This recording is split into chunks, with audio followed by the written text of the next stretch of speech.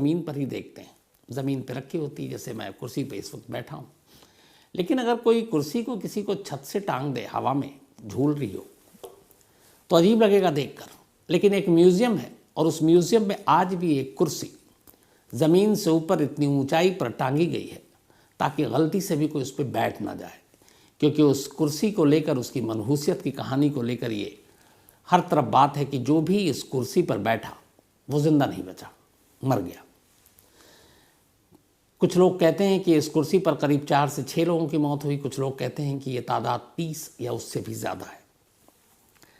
कहानी इंग्लैंड की है। कहानी इंग्लैंड के नॉर्थ यॉर्कशायर की कहानी है। कहानी वहाँ के एक इलाका है थर्क्स, वहाँ की कहानी है।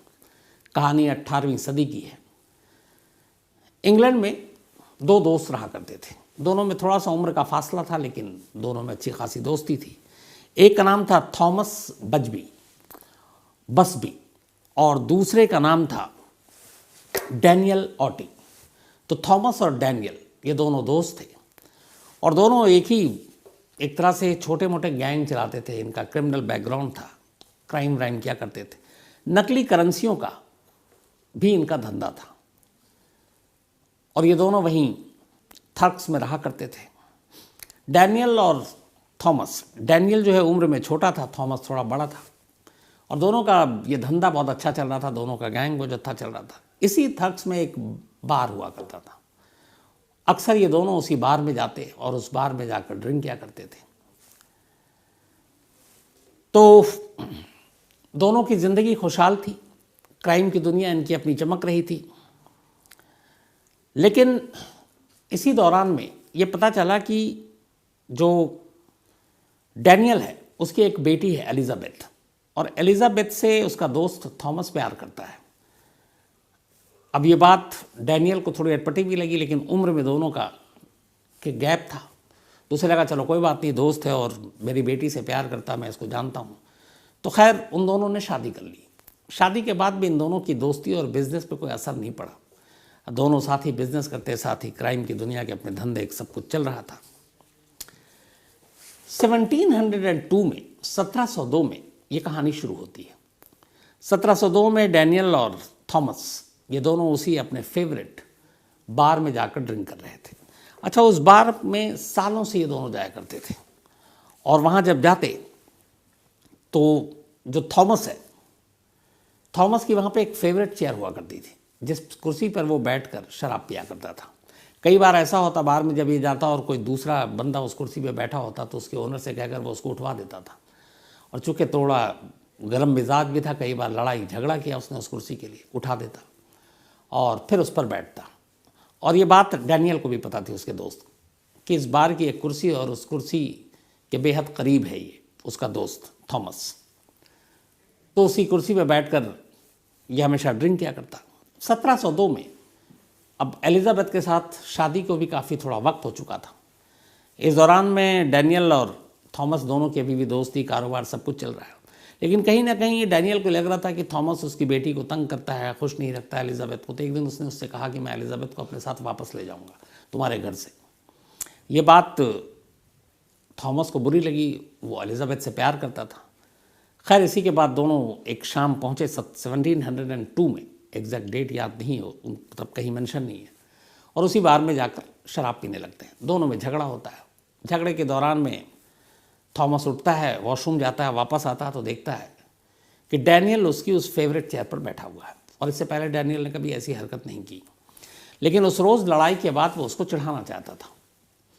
उसने उससे कहा मेरी कुर्सी से उठ जाओ।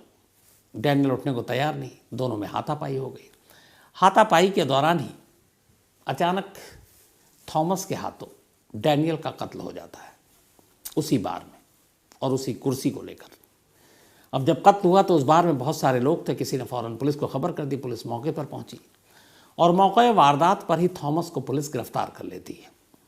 इसके बाद पुलिस की जांच होती है, दोनों के रिश्ते निकलते हैं। पता चलता है कि ये कॉइन्स के, फेक कॉइन्स का दोनों धंधा करते थे और छोटे मोटे और भी इनके क्राइम का, और इनका अपना एक गैंग था। तो अपने ही ससुर डैनियल के कत्ल के इल्ज़ाम में डैनियल का दामाद और उसका दोस्त थॉमस गिरफ्तार हो चुका है। पुलिस केस तैयार करती है। इसके बाद अदालत में मुकदमे की शुरुआत होती है। अब अदालत में मुकदमे की सुनवाई शुरू होती है। तमाम गवाहों सबूतों को देखने के बाद अदालत थॉमस को सजाए मौत सुनाती है। और उस वक्त 1700 ये 2 में हुआ था और 3 में फैसला आया। कहा गया कि फांसी देकर थॉमस की जान ली जाए। तो सजाए मौत, फांसी की सज़ा दी गई। अब तारीख तय हो गई। ऊपरी अदालत और बाकी जगह पे भी वो गया, लेकिन हर जगह पे उसकी मौत की सज़ा बरकरार रही। अब फांसी की तारीख करीब आ गई। अगले दिन फांसी होनी है। उससे पहले वहाँ पे एक कानून, एक दस्तूर है कि मरने वाले से उसकी आखिरी ख्वाहिश पूछी जाती है। थॉमस से भी पूछा गया कि तुम्हारी कोई आखिरी ख्वाहिश है तो बताओ। थॉमस ने हैरान कर दिया सामने खड़े पुलिस वालों को। उसने कहा मेरी एक ही ख्वाहिश है, मैं मरने से पहले उसी बार में जाना चाहता हूँ, उसी थर्क्स बार में, और मैं उसी कुर्सी पर बैठकर लास्ट ड्रिंक लेना चाहता हूँ। अब ये बात तमाम कानून के जानकारों तक पहुँची, लेकिन ये था कि जो भी जायज़ चीज़ें हों वो ख्वाहिश मरने वाले की पूरी की जाए। अब ये नहीं कि अगर वो कहे मुझे छोड़ दो तो वो तो होगा नहीं। तो वहाँ ड्रिंक और ये सारी चीज़ें उनमें था जो एक सोशल, सामाजिक चीज़ें हैं कि लोग पीते हैं। तो कहा गया इसने और तो कोई बड़ी चीज़ मांगी नहीं है और ये चीज़ उसकी ख्वाहिश पूरी की जा सकती है। तो कहा गया ठीक है। तो पुलिस की कस्टडी में थॉमस को उस थर्क्स के उसके फेवरेट बार में ले जाया जाता है और वहाँ ले जाने के बाद बाकायदा वो उसी कुर्सी पर बैठता है। उस कुर्सी पर बैठने के बाद वो ड्रिंक लेता है और फिर कुर्सी से खड़ा होता है, कुर्सी से विदाई लेता है, लेकिन चलते चलते कहता है कि खबरदार अगर किसी ने हिम्मत की मेरे बाद इस कुर्सी पर बैठने की, वो बचेगा नहीं। अब लोगों को लगा कि यूं ही बोल रहा है। इतना कहकर वो पुलिस के साथ वापस आता है। नेक्स्ट डे तय वक्त पर थॉमस को फांसी दे दी जाती है। अब उसकी मौत हो गई। अब उसने ये जो बात कही इसने किसी ने ध्यान भी नहीं दिया, बात आई गई हो गई। अब थोड़ा वक्त बीता। कुछ वक्त बीतने के बाद इधर ये हुआ कि जब ये सारी चीज़ें हुई उस वक्त लोगों को ये बात भी पता चली कि इस बार में कत्ल हुआ है डैनियल का और उसके एक दोस्त ने किया है। तो फिर जो नया मालिक था उस पब, उस बार का, उसने उस बार का नाम ही रख दिया बसबी स्टूप इन, इस बार का। तो अब थॉमस बसबी, जिसको फांसी हुई, जिसने अपने ससुर का कत्ल किया, उसी के नाम पर उसने ये बार रख दिया। और फिर ये धीरे धीरे कहानियाँ आने लगी कि उसने जाने से पहले ऐसे ऐसे धमकी दी थी, फिर लेकिन उसकी फेवरेट कुर्सी की भी कहानी उस वक्त तक सुनाई जाने लगी। और लोगों को जो भी बार में आता तो बताया जाता कि देखो एक कुर्सी है, इस कुर्सी के लिए एक झगड़ा हुआ, झगड़े में एक दामाद ने अपने ससुर का कत्ल किया। तो ये बात लोगों को बड़ी इंटरेस्टिंग लगती, सुनते, मुस्कुराते, पीते चले जाते। तब तक सब कुछ ठीक था। लेकिन धीरे धीरे वक्त बीतता है। चिमनी साफ करने वाला एक कर्मचारी इस बार में पहुंचता है। वो पहला शिकार था। बार में पहुंचने के बाद वो अपना सफाई वफाई करता है। चूँकि जब सफाई का काम, ये सारी चीज़ें चल रही हैं, तो बार में उस वक्त लोग नहीं हैं। वो सारी सफाई करने के बाद थक जाता है। उससे कुछ उस वक्त तक याद है नहीं। वो नीचे उतरता है चारों तरफ सफाई करने के बाद, अनजाने में उस कुर्सी पर जा बैठता है जो कुर्सी थॉमस की थी। बैठने के बाद अचानक कुछ लोगों की नज़र पड़ती है बार के बाकी स्टाफ की। वो हैरान हो जाते हैं। अच्छा, वो कुर्सी अभी भी वहीं है, लेकिन उस कुर्सी को बार के नए मालिक ने एक शो पीस की तरह रखा हुआ था और उस पर बैठने की इजाज़त किसी को नहीं होती थी, क्योंकि उस कुर्सी की कहानियाँ सुना सुना कर लोगों को बार में बुलाया जाता था। अब जब देखा कि ये बैठ गया और वो बातें उसकी थी कि इस कुर्सी पे जो भी बैठेगा, थॉमस ने कहा था, तो वो मारा जाएगा। तो अचानक लोग बदहवास आते हैं, कहते हैं भैया इस कुर्सी से उठ जाए, ये कुर्सी शापित है, इस पर शाप दे रखा है इसने। तो हंसता हुआ उड़ जाता है और चला जाता है। अगले दिन सुबह उसकी लाश उसी बार से थोड़ी दूर पर सड़क किनारे पड़ी मिलती है। अब जब ये बात पता चली कि एक चिमनी साफ करने वाला कर्मचारी कुर्सी पर बैठा और उसकी लाश अगले दिन मिली, वो भी रहस्यमयी हालत में, तो सब घबरा गए। बार के ओनर को अब लगा कि जो थॉमस ने कहा था ये उसी का श्राप है। फिर भी उसने कहा कि हो सकता है वाकई कोई एक्सीडेंट हुआ हो। लेकिन इसके बाद फिर अचानक एक के बाद एक ऐसे हादसे होते हैं कि कुछ लोग अनजाने में उस कुर्सी पर बैठते और मारे जाते। उसमें थे 2 पायलट थे वहाँ के, रॉयल एयरफोर्स के। वो आते हैं और उस बार में बैठते हैं, किसी का ध्यान नहीं जाता और उसी कुर्सी पर बैठ जाते हैं। उन दोनों जो पायलट थे बाद में वो फिर जंग में जाते हैं, दोनों लौट कर नहीं आते, मारे जाते हैं। एक और शख्स आकर बैठता है, अगले दिन उसकी लाश वहीं पे खंबे से लटकी हुई मिलती है। तो ऐसे करते करते 4-5 मौत हो जाती है बहुत कम दिनों के अंदर अंदर। अब बार तब तक एक नए मालिक के हाथ में आ चुका था, ओनर उसका। उसे लगता है कि एक के बाद एक मौत हो रही है और हर मौत का कनेक्शन उस कुर्सी से जुड़ रहा है। वो बड़ा परेशान हो जाता है कि क्या करें। फिर उसे लोग कहते हैं, उसे बताते हैं, क्योंकि अब वक्त भी बहुत ज़्यादा बीत चुका था थॉमस को मरे हुए, कि तुम्हारे पुराने ओनर से बात करो। पुराने ओनर से वो कांटेक्ट करता है, कहते हैं हाँ वो कुर्सी जो है उस पर किसी को बैठाना मत, वो शो पीस है, उसे कहानियाँ सुनाओ, ग्राहक बुलाओ। वो शापित कुर्सी है, क्योंकि वो थॉमस की कुर्सी थी और उसके चक्कर में खून हुआ और उसने जाते जाते ये कहा। अब उसने बताया कि एक के बाद एक इस तरह मौत हो रही है। तो उसने कहा कि फिर उस कुर्सी में कुछ खतरा है। अब उसने संभाला कि नहीं भाई इस कुर्सी पे कोई ना बैठे, लेकिन जो लोग आए उस कुर्सी के बारे में बात करें। इस दौरान में एक महिला आई और वो महिला उस दिन सफाई कर रही थी और सफाई करके जब वो थक गई उस कुर्सी पर बैठ गई। और ये ओनर अभी बाकी सबसे बात कर रहा है और ये सारी चीज़ें देख रहा है। उस महिला की कुछ घंटे के बाद ही रहस्यमय हालत में मौत हो गई। जब उस महिला की मौत हुई तब इस बार के मालिक को लगा कि कुछ तो गड़बड़ है। वो घबरा गया, डर गया।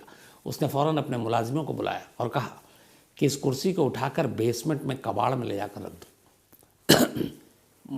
मुलाजिम आए और उन्होंने उस कुर्सी को उठाया और बेसमेंट में ले जाकर रख दिया। अब बाकी सब ग्राहक आते थे, बार पीते ड्रिंक करते चले जाते।